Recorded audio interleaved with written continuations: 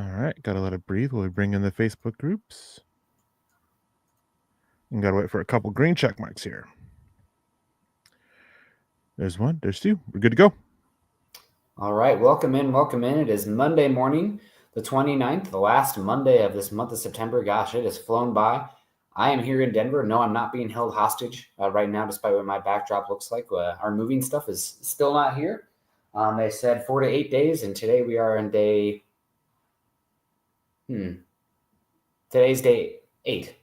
Technically, it's day 11, but we're here and making do. And hopefully, our stuff can be here soon. Hopefully, the cat does not bother me. I'm in the bedroom right now with where the litter box is too, so hopefully, not a problem with him screeching and howling. And man, what a it's fun enjoying Sunday football when there's not the stress of watching the Broncos. I actually put on Red Zone. I don't know, maybe that's going to be sacrilegious to some of you folks. A bummer to see Kansas City paddle the Ravens like they did. They looked like they found a little bit with the litter box in the bedroom. It's in the closet. It's off in the ways. We're in a townhouse, so I don't know. There's not really another option. Also, the cat is untrustworthy. He has to sleep in the bedroom with us because he gets into shit and eats it and blocks his duodenum. So litter box got to be in there. It's not. It's away. But yeah, sorry, Congo. Welcome in. It's Monday morning. I'm Nick, joined by Erick Trickel. I'm working with my backup laptop right now, so hopefully my sound and picture is okay. But I think the Ethernet speed is good. We're hardwired into a modem right now, so hopefully that is working out for everybody. Yeah, and you're talking about the Sunday without football. It was a nice Sunday without football at all for me. I paid almost no attention to any of the games.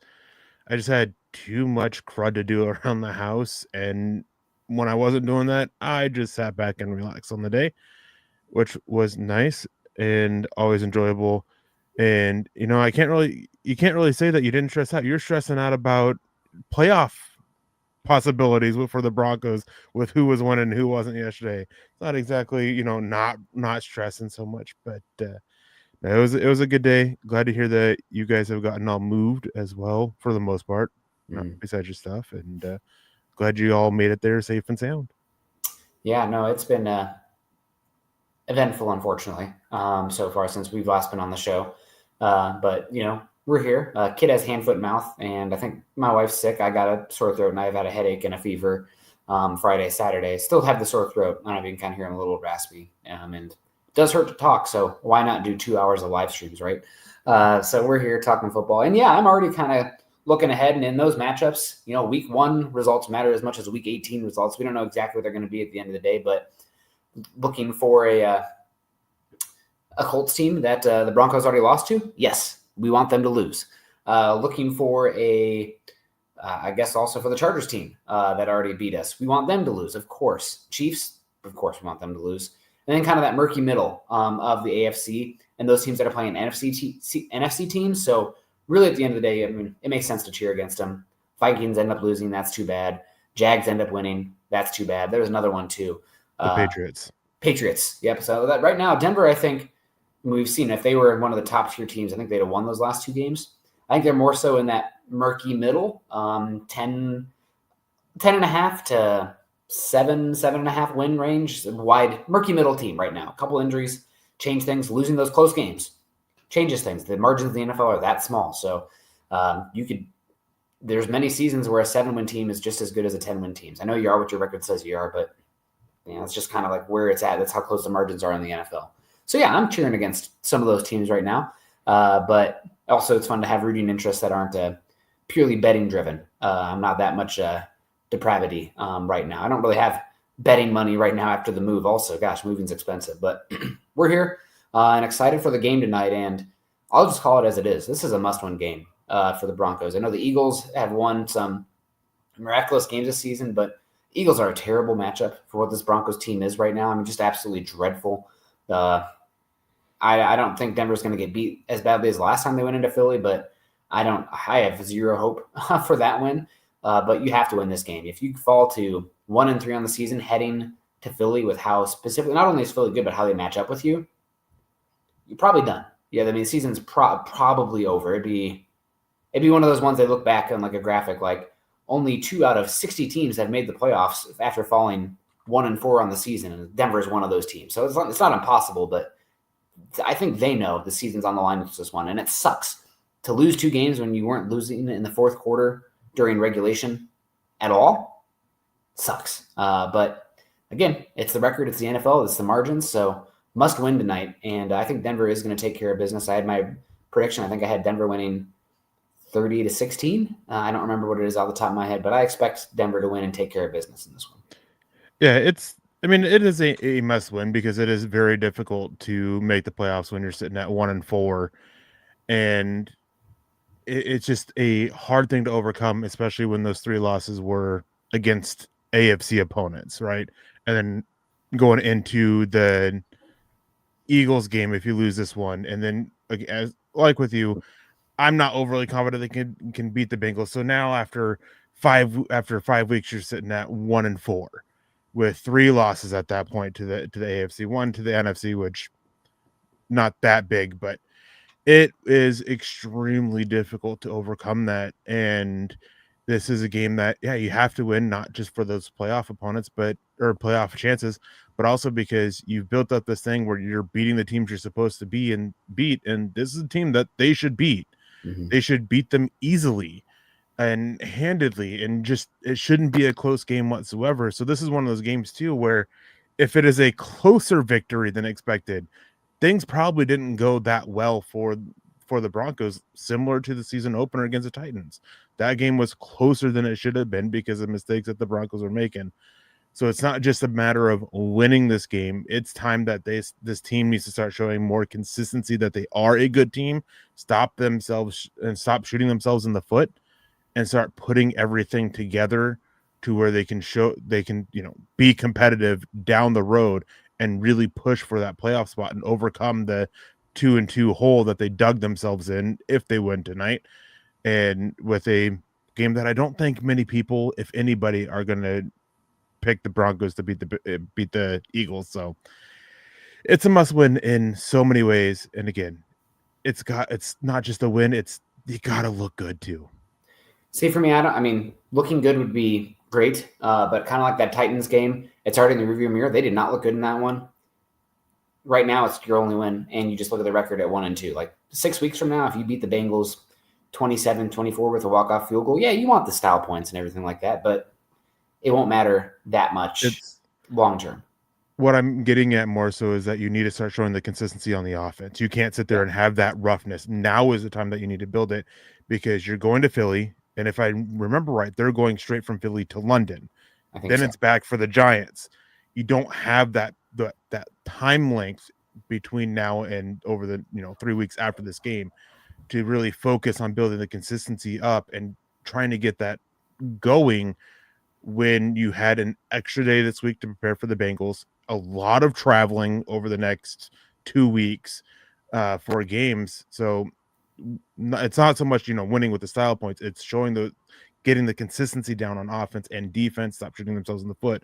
So that way they don't have to focus on doing that over the next few weeks as well. That can, just end up being like a train derailment, a domino effect where, you don't show it this week and you're going to keep struggling to show it because of other variables that are in play in the NFL world.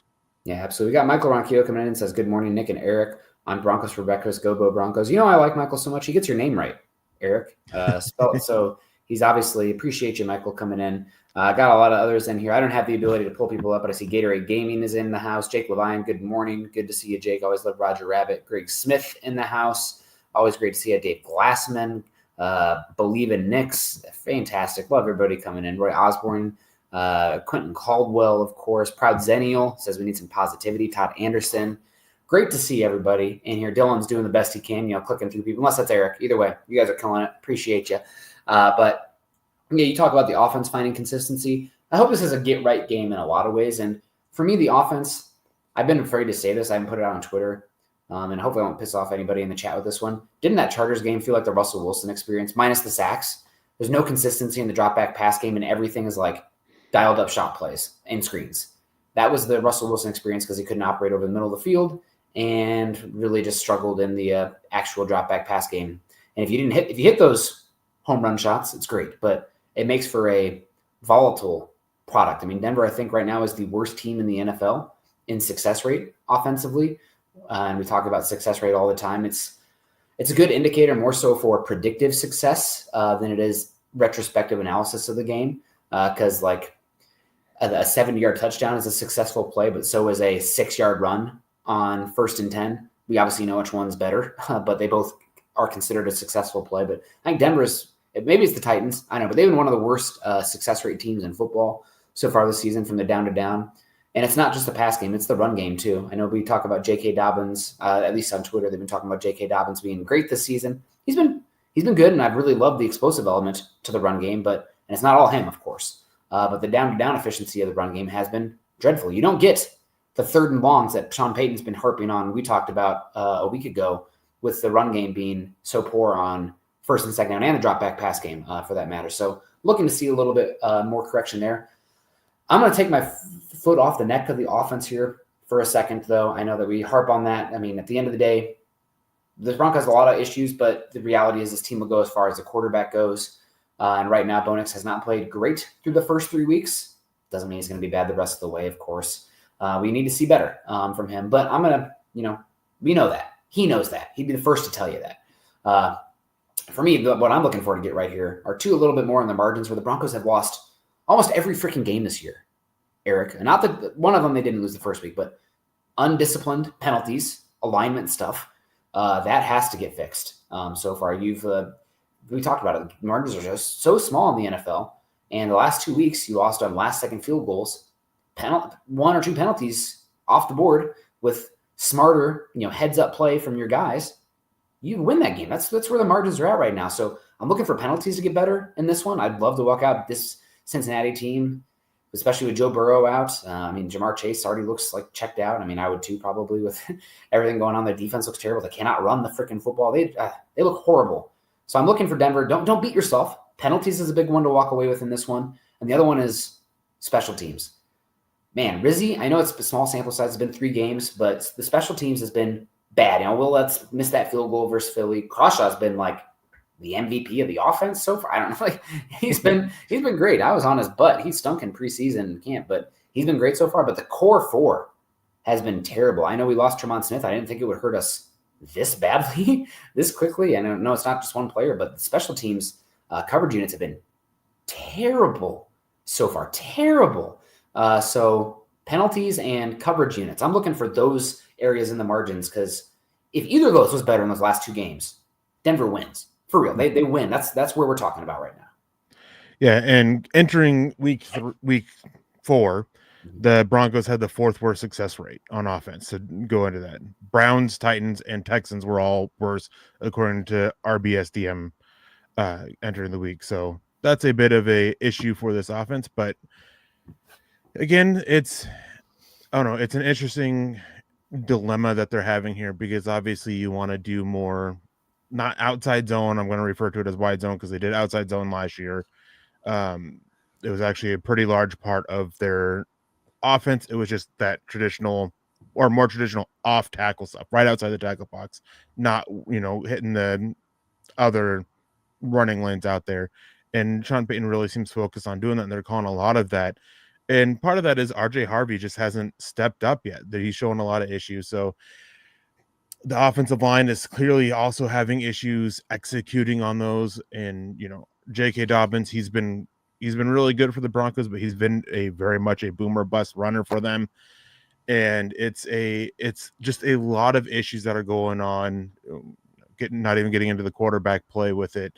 Not even having to get into the play calling situation because of other elements with it. That said, as you're talking about, there are those elements that they can clean up. Penalties, the stupid alignment penalties on it from veterans.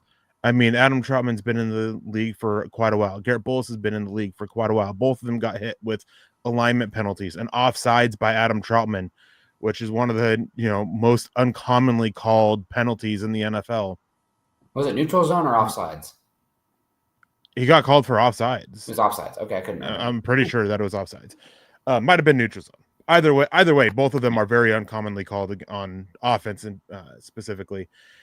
But you got to clean this up. And then on the defensive side of the ball, you cannot have a good play and have it wiped out because of a penalty. And this goes on multiple different players. Talanoa Hufanga. He's been great for them, but he's given up two or three first downs because of stupid penalties. He unnecessarily tripped Lad McConkey. He body slammed when there was no need for that. And I've seen people trying to excuse that because of the first play where one of the earlier plays where Patrick Stan had Johnston wrapped up, pushing him back a little bit. They didn't blow the whistle and Sertan let him go. It's like, that doesn't matter though, because you still can tackle while not having to body slam the dude. And so it's just a lot of issues that need to be cleaned up with shooting themselves in the foot, the missed tackles, the leaked yardage. We've talked on that as well. And then special teams. It's not just what they're doing on the field in this case. And it's like that with, you brought up the Alex Singleton quote last week. Darren Rizzi has been when he has spoken to the press, it's been some very questionable comments, because the latest one was he was talking about knuckleballs on kickoffs and how it's a double-edged sword. Well, the two teams that use the knuckleballs the most have right now the best kickoff units. They're doing the best, and it's those knuckleballs that adds a little more uncertainty to the return. It kind of has to slow down the returner's process a little bit because they have to put more thought into catching it and reading it. So it's just that lack of awareness from Rizzi when it comes to something that's being used pretty wide around the NFL right now with great effectiveness. And he's just shrugging it off because it's a double-edged sword. Well, it is to an extent, but right now the risks outweigh the reward because your kickoff coverage units have been the worst in the NFL. Yeah. Not good enough. What always is good enough is Coach Chris. Good morning, everyone. Is it just me, or did this weekend take forever? My prediction, Broncos win a closer game than I would like, 28-24. You'll have a sighting of Ingram and finally get a 100-yard rusher in the game. Confused me there because you said rusher and Ingram, and I was thinking, oh, Mark Ingram. Yeah, you're talking Evan Ingram with an E. Phonetically, it's fine. I'm hoping we get that. I'm hoping we get some Pat Bryant. Seeing Emeka Egbuka on a offensive rookie of the year pace after banging that drum all last offseason, saying him or Travion Henderson were two of the guys that I wanted. In my final mock, I had them taking Emeka Egbuka and then trading up for Travion. One pick away. I know that there's some Broncos reporters, analysts, whatever you want to call them, that say, oh, Denver was never going to take Egbuka. I don't know. I think if he was there, he might have been the pick at 20. And we haven't seen, let's just call it as it is. I mean, it's only 3 games in the season, but haven't seen anything from this rookie class yet when there's definitely room for them to make an impact, but that doesn't mean bury them. Always want to give them at least 2.5 years before we were indicting them. But I wish we were seeing Pat Bryant or Barron or especially Harvey right now being a little bit more, but we haven't. But yeah, it'd be great to see Evan Ingram step up in this game and make some plays because, boy, man, that Bengals team, they're slow. They're a bad defense. I don't even know what they're worst at. It's probably the rush offense. They're just dreadful on rushing offense. I feel bad for Chase Brown's stat line is you do a double take. It can't be that bad. It looks like, I'll give a shot here to somebody who probably doesn't deserve it. Youngstown State playing against Ohio State for a game. It's oh, wow, they rushed 10 times for -3 yards. that kind of what the Cincinnati run game experience feels like right now. So really for this game, it is the NFL. We talk about it a lot. The margins are very fine. But for this one, I mean, we talked about the penalties, we talked about the special teams units. The other boring ones are, of course, I think you don't need to do anything to stop the run. I think you can play your normal. You might even play dime and slow down the run. I think I'd probably play more nickel still just because you don't want to let them get to 3rd and short. You want to be able to play your normal defense while still taking away the run game. But offensively, let's string together some drives, possession that don't end, but they need to end in kicks, whether it be a field goal, a PAT, or a punt. That's fine. I think in this game, obviously, you'd rather score. That's fine. No turnovers. Huge for the offense. We need to play clean. And for the defense, I really cannot see the defense losing this game unless they're giving up explosive plays. It's kind of like how the Broncos last week, let's be real, what was the first down discrepancy? 29-9, 28-8, largest first down discrepancy in 40 years for the Broncos. I mean, the success rate was unbelievably different between the two teams. Denver didn't have business winning that game, but the turnovers and the explosive play designs gave them a chance.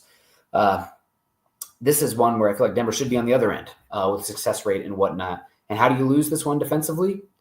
You give up 3 40-yard plays, and that completely changes the flow of the game, their opportunities to score. So really, I mean, the offense protect the football, possess the football. Defense, play disciplined. Don't let Chase or Higgins get behind you. That's really the only way I see them getting behind you and making some points on this game. Yeah, and the Bengals offensive line, I spent my time on Saturday, so I guess it wasn't a full football free weekend, but watching over every single team's offensive line, the Bengals are by far and away the worst. Every other bad offensive line in the NFL has had at least one redeeming player or one redeeming quality. Like maybe they're really bad in pass protection, but they do well in run blocking. It doesn't matter for this offensive line. They are bad, all five up front. And there, I was digging some when I was doing that. I did some digging. There's a reason why they're talking about completely. A lot of Bengals beat guys are talking that they might be completely reshaping up or reshaping their offensive line. They're talking about benching Dalton Reisner and Ted Karras, their center and right guard, moving Dylan Fairchild over from left guard to right guard, benching Orlando Brown or moving him to right tackle, and then benching Amarius Mims. Like it has been awful for this offensive line. Not a single player has a redeeming quality in anything. Dalton Reisner, Fairchild, and Karras are easily the three biggest weaknesses, but a guy like Nick Benito should absolutely dominate Orlando Brown, who is so slow protecting the edge. And then you're going against one of the most explosive guys in Nick Benito with one of the quickest get-offs. And then you have Amarius Mims on the other side, who he has the movement, he has the strength, but his technique is absolutely garbage. And one thing that Jonathan Cooper has done well throughout, even going back to a rookie, one thing he's done well consistently is being able to tear down the technique of tackles. He's got that explosiveness and that strength and all that, but his technique does a good job of countering that. And so when you have a guy like Mims where you don't have to worry about the technique, it should lead to a big day for Cooper. The issue with this, the one thing that can counter a good pass rush is wide receivers getting open quickly. Wide receiver, and then, allowing those leak yardage from missed tackles. So there's a lot of pressure on the secondary after a couple not so great games of sustaining coverage for the first, 3-4 seconds of the play to where they're not allowing that immediate open receiver for Browning to hit and allow their pass rush to get after Browning. Because when Browning gets pressured, he's a backup quarterback for a reason, right? He's not a guy that's going to go out there and make plays, and he's so quick to dump it off to the running back or to the tight ends, which they're going to be without their starting tight end with Noah Fant out with the concussion. So there's a lot on paper where this defense should absolutely dominate the Bengals. They just need their secondary to go out there and play clean and consistent and hold up coverage for just a little bit. And then the offense side of the ball, this is a game where it really stinks that Bo Nix has issues working in the middle of the field, because that is where the Bengals are most susceptible to allowing big plays, is through the middle of the field. Their tackling in the middle is awful. Their linebacker play has been absolutely atrocious. Dax Hill hasn't been great. Their boundary corners, Cam Taylor-Britt, who's expected back for this game, he's been playing pretty well throughout it. Their safeties are pretty solid, working their outside coverage, but there's a lot of issues in the middle of the field, which this would be an ideal game to get Evan Ingram going, as to Coach Chris's point in his super chat, or Pat Bryant even. It just thinks that you don't have a quarterback who doesn't do well working the middle of the field. Yeah, really this feels like a game that Denver loses, they lose themselves. So hopefully they can take care of business. And after losing two close ones, I don't think there's any way they can look ahead to the Eagles, right? Like they're not good enough right now or in a position to look ahead. So, yeah, this I feel like Denver's going to take care of business, and I'm afraid to say, hello, Kitty. I'm sorry. But I feel like Denver's going to take care of business. We have a very vocal cat. So don't make any jokes, Eric. But we'll see. A win is a win at the end of the day. Broncos Unchained comes in, says, gifted 10 Mile High Huddle memberships. God bless you, Broncos Unchained. We appreciate that. Coach Chris has been a member for a month. Coach Chris is one of the real ones. Gifted 10 people as well. Man, that's incredible, Coach Chris. Thank you so much. And then we had a super chat pulled up from Troy Boer.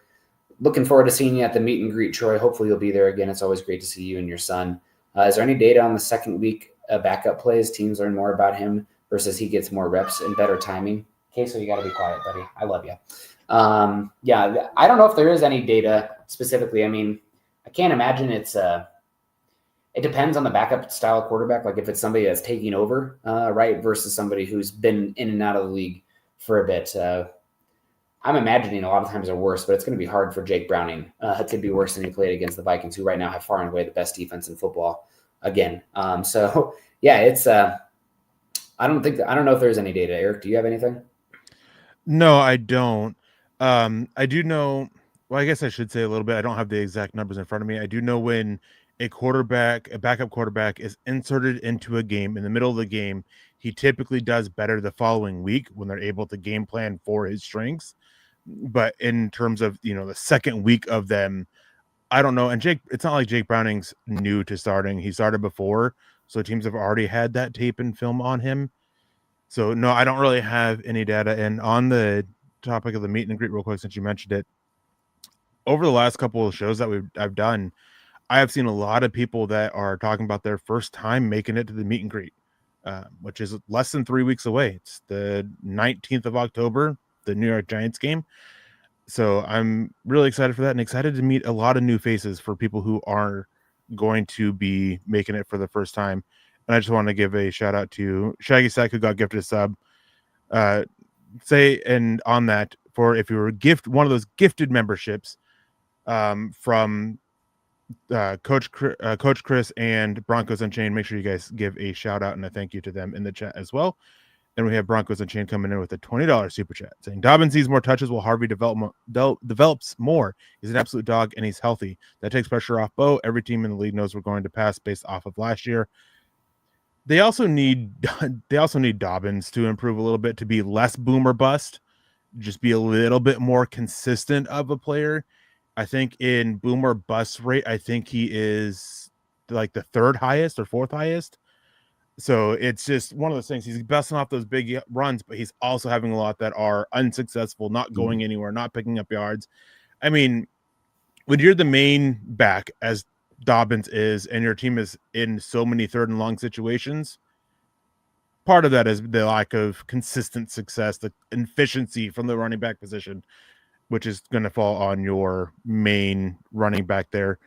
So for and that, even more so, fall on probably the offensive line, right? I mean, I haven't gone back and watched every single snap. I feel like Dobbins,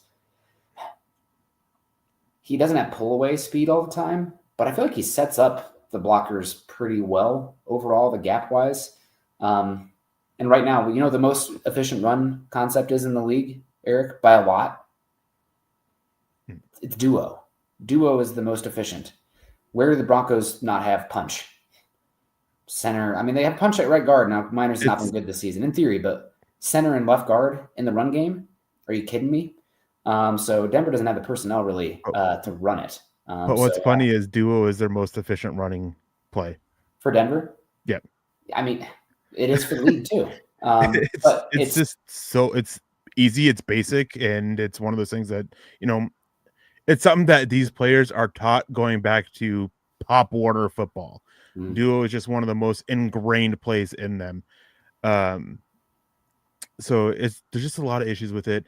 I think the biggest issue with the Broncos running game, and going back and watching over it, is the tight ends. It seems like they're trying to do a lot from the tackles to cover up for that, which it trickles outwards. You get your guards trying to cover up for the tackles who are covering for the tight ends. It doesn't help when you have a center who is constantly engaging in double team, pushing the defender out of engagement to be able to make a play, as in Luke Wattenberg. I think we are hitting a point where, even though he is still doing fine in pass protection, if you really want to get the run game going, I think you got to start considering Alex Forsyth here. But there are a lot of issues with the run game. It's not just Dobbins, as you said. He does well setting it up. He doesn't exactly have the best burst through the hole when it's open. And there were multiple runs that he had. I highlighted one of them against, I believe it was the Colts, where the running lane was open. He just didn't have the burst to get to the hole before it closed. So it's just a bunch of issues there. And then, Sean Payton using a wide zone on him a lot. There's a lot of issues with the run game. It's not just on Dobbins. It's not just the offensive line. It's not just the play calling. It's just a culmination of everything that's just not working for it. And whatever it is, you got to do better. You got to figure it out, because you can't be in third and longs as much as you have been. Yeah, no, absolutely. Sorry, texting the wife there. Kid has been dealing with hand, foot, and mouth, which knock a little better day. We need to make the decision if he's going to go to daycare or not. I don't know. I haven't seen him yet. But good to see everybody in here. You're totally right. Right now, I mean, obviously, at the end of the day, we're way too far from the draft, and we don't know Denver right now. They're 1-2. They lose this game, they lose the Eagles. Maybe we're talking about a top 10, 12 pick. That changes things drastically compared to picking 24 or whatever. So we'll see how it plays out. Oh, Troy just broke my heart. No meet and greet this year. Our annual trek is to tonight's game. Well, Troy, God bless you. I would love to be there, but I got too much going on otherwise. But I'm excited. I'm going to head to a Denver bar to watch the game with a buddy of mine from Iowa who's out here. So it'll be good. You guys got to let me know. I'm not ready to integrate in the community yet because I need to get a freaking job still. But not a good time to be looking for a job. But this is a job too. Maybe I'll do this full time. I'm coming for you, Eric. You're the GOAT, but I'm coming for you. No, we'll see. But yeah, offense. I think this is a game where the Bengals defense is bad enough that, and their offense is bad enough that even if it's not efficient enough, they should just lean on the run game. Now, my worry is that, and I don't want to buy. I've been pushing against this a lot on here. I don't think Sean Payton is his hubris isn't so big that he's like, I'm going to spam Bo Nix into a MVP season. Kind of like how I'd be like, chase for the Heisman or race for the Heisman game, whatever it is, where it's like, we're throwing the ball 60 times a game because we need those stats.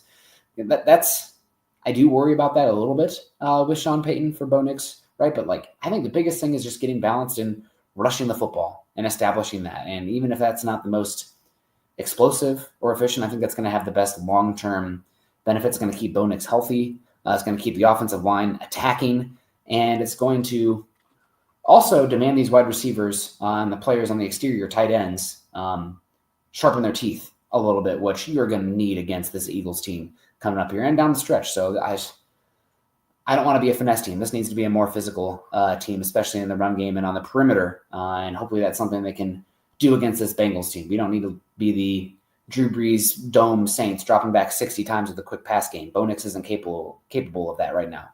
Run the ball. Yeah. And one thing with the Peyton narrative that's gone around, I've seen quite a few people talk about on Twitter of him spamming Bo Nix to try to prove himself right.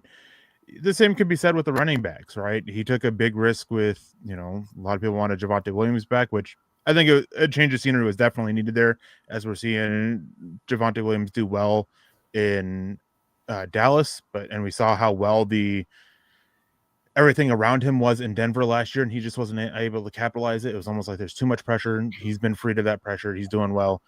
But bringing in Dobbins, bringing in Harvey, there's also a need for Peyton to prove himself right with that. So it's illogical to be like, oh, he's going to ignore the run game to prove himself right with Bo Nix when there's a need to prove himself right with the running backs as well. On top of that, Denver just had their most balanced game, 25 passing attempts to 21 rushes against the Chargers. Pretty darn balanced.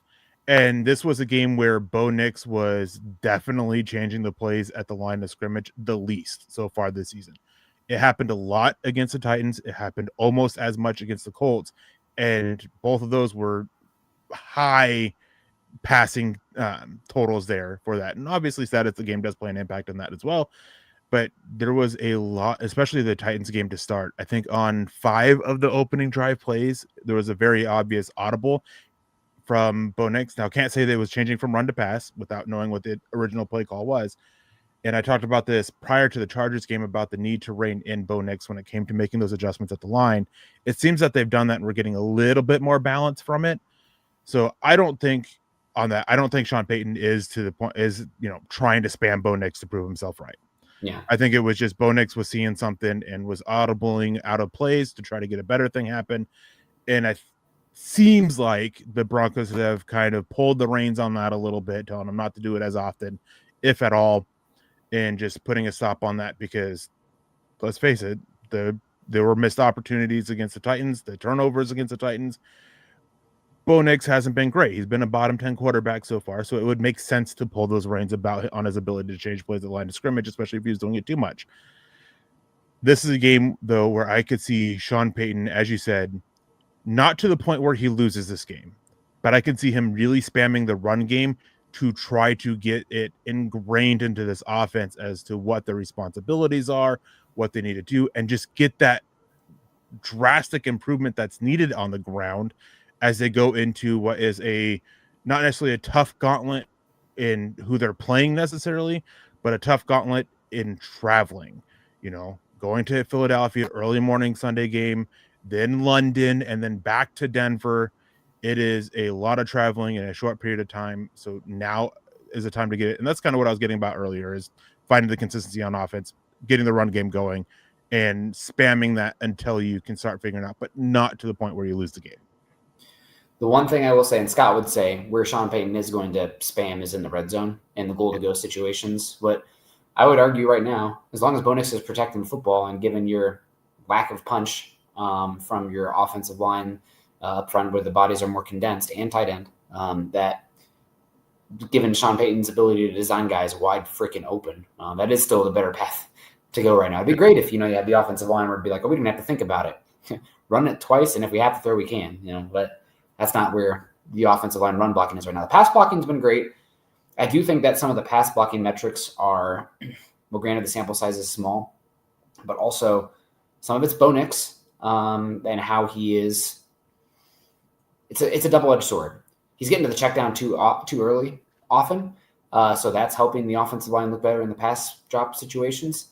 And also Denver's got to be calling the drop back pass game at bottom third in the league, which, again, not really putting the offensive line in a situation where they have to be dropping back to pass. Now, it is a rate statistic, but the sample is smaller because of that. When you're running so many screens, the offensive line isn't going to have to actually truly drop back pass game. So are they a terrible offensive line pass protection? That's not what I'm saying.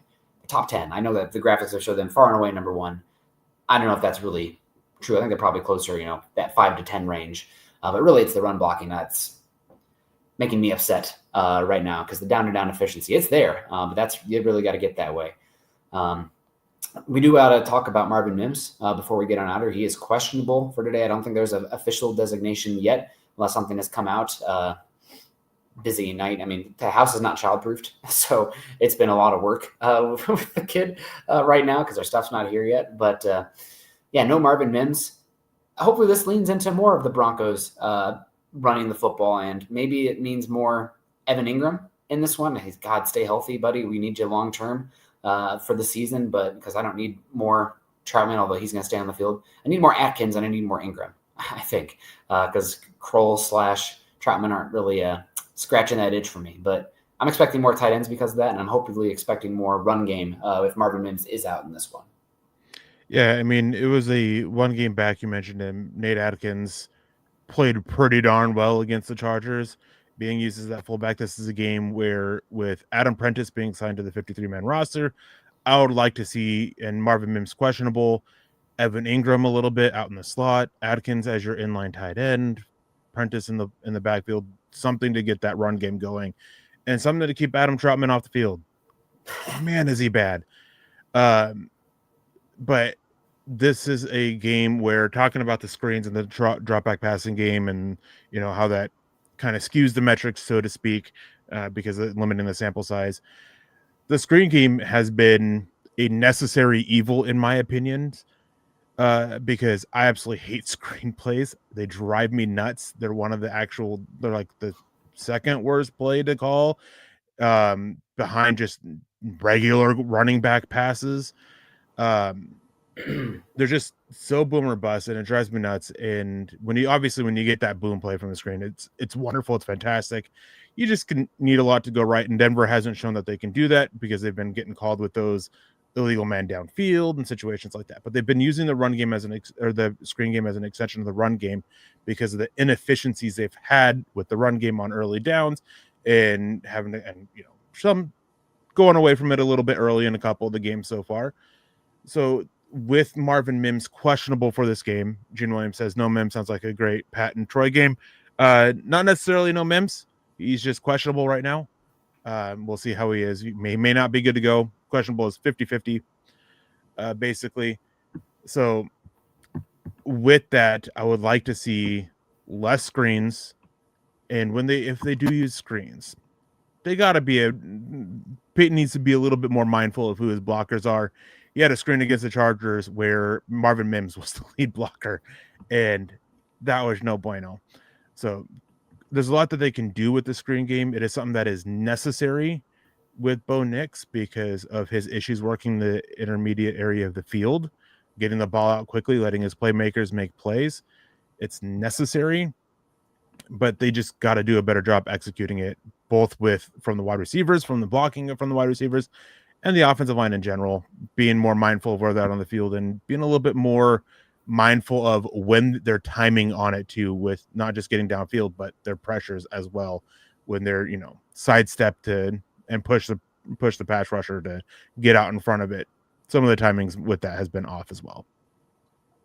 Has been. What do you expect special teams wise with Mims being out? Who's going to take over if he is out, punt return / how does that change kick return, or do we see the knuckleball just happen and that becomes somewhat irrelevant?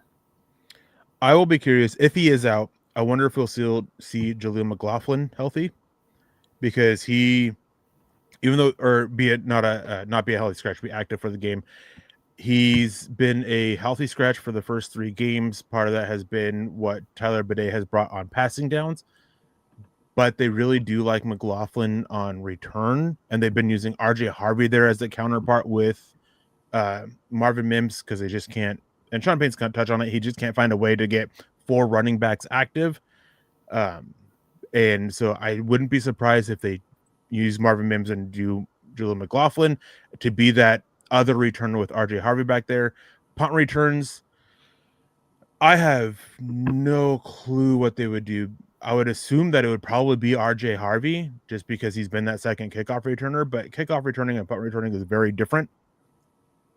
So I'm not entirely sure if Marvin Mims is out, what they would do for punt returns. And I would just expect on kickoff returns that whoever the second one is, RJ Harvey is probably going to be your primary.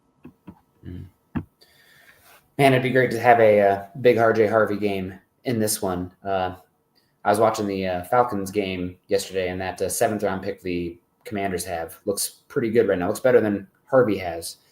Man, it's hopefully we get a little bit. What was that? Is that Ja'Cory Cross-Merritt? Yes. Yep, he's looking pretty good out there, despite Mariota being the quarterback on that offense. It's hoping for more from Harvey right now, from any of the top 3 picks. Right now, that can't make sense for Barron to not be out there as much, although that hurts as a first-round pick. But there's got to be meat on the bone, specifically for Harvey. Dobbins been good, but just get him more involved. The guy is supposed to be this electric guy, and we could definitely use it, even if it's pass game. I don't know. Just we got to hopefully figure it out.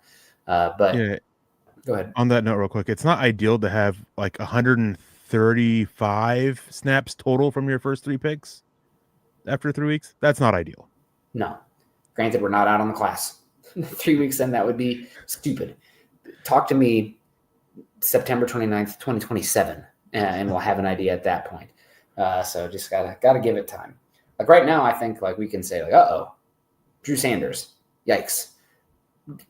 Jonah Ellis, Riley Moss, even Marvin Mims. I mean, I wish Marvin Mims was more of a factor as a receiver, but fine. There's a pretty good hit rate right now, but this class so far, I mean, just be nice to have a little bit more excitement from them. Something to dream on. Coach Chris, leaving us something to dream on before we close up here. Is it just me, but have you noticed a number of tip balls from Bo this year? I don't remember that being an issue last year. Seems like it's happening 2 or 3 per times this year. Nick, congrats on the new house.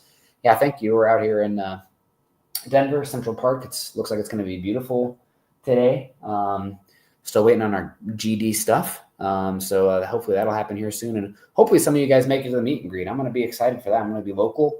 So I'm excited for the Saturday night before as well, Eric. So that'll be great. I can't stumble to the hotel this time. I got to be a little bit more mature, but that doesn't mean I will be. But thank you. Yeah, I think the tip passes were a thing last year too. I remember that being a thing. I don't remember it in college necessarily, but it definitely was a thing last year. I wish I had SIS or something. I bet you they have like balls tipped the line of scrimmage data. But it's got to be. I remember it being a thing last year for Bo Nix as well. Yeah, I'm actually working on pulling it up right now. I have Bo Nix's. He had 16 batted passes at the line of scrimmage last year. He's only been credited with 1 so far this year, which feels off because I remember at least 2. But last year his 16 were second most, only behind Cooper Rush. And so it was definitely an issue last year, and I question what they have for it this year, just because I swear I remember 2 of them, and they only have them credited with 1. And yeah, for the meet and greet, looking forward to it. Excited for everybody. And Nick, if the wife says okay, you can just stumble back to my hotel room. We can cuddle. I won't have my wife there, so I called Little Spoon. I'm gonna hopefully have Mexican again before I'll have plenty of beans. On that note, we probably got to get on out of here. I got to get taking care of the kid. I think my wife might have. I have a sore throat. I had a fever and headache Friday, Saturday. And I think she might have it now too. So God bless. The meet and greet is the Giants game. So October 19th, I believe, is coming up soon. Hopefully Denver will be 4-2 at that point. Probably 3-3, but you never know. One game at a time. Let's just get to 2-2 at this point, and we'll go from there. But appreciate everyone coming in here, all the super chats. Eric, I don't have the ability to pull up anything, so you might have to do the reads on the way out. But appreciate everyone, and hopefully I'll have my stuff here soon. I'm guessing we'll have to be at least this week still with this configuration. I'm sitting on the ground right now. My butt is numb. I'm not dealing with a lot of junk in the trunk, so sitting on the ground this long is killing me. But no, we're appreciate everybody. Hopefully everybody has a good week. All right, before we get out of here, make sure you guys go over to youtube.com/milehighhuddle, and you guys can become a membership where you guys get access to exclusive content like Helberman's Quarter and Broncos Book Club, as well as some other things that are in the work. If you are unable to do that, one thing that you can do that for it just takes a matter of time is subscribe, like, and share. It helps us with the algorithms, especially on YouTube and Facebook, that are ever changing and ever being a headache for us. You can go over to Spotify and Apple Podcasts and leave a 5-star review. 5-star review for a chance to win some gear, not swag. I hate saying swag every single month. And also, you can go to mhhmerch.com to get your gear on or swag on. Again, I hate saying swag. You can also follow us on Facebook, facebook.com/milehighhuddlepod, facebook.com/@milehighhuddle. And you guys get access to all of our written content, as well as be part of the wonderful Facebook community that we have built up over the last 12 years over there. You can follow us on Instagram @milehighhuddle with an underscore between mile high and huddle. And you can follow us on Twitter, X, whatever it is you want to call it, @milehighhuddle, @BFB_pod. Is that the Twitter handle for Broncos for Breakfast? I haven't learned it yet. There's no underscore. I think it's just BFB pod. BFB pod then. And the MHH pod as well. We are one of the many Mile High Huddle podcasts that come to you every single night of the week and twice in the morning. I hope you guys have a wonderful week. Stay safe. And Nick, I'll let you finish it up.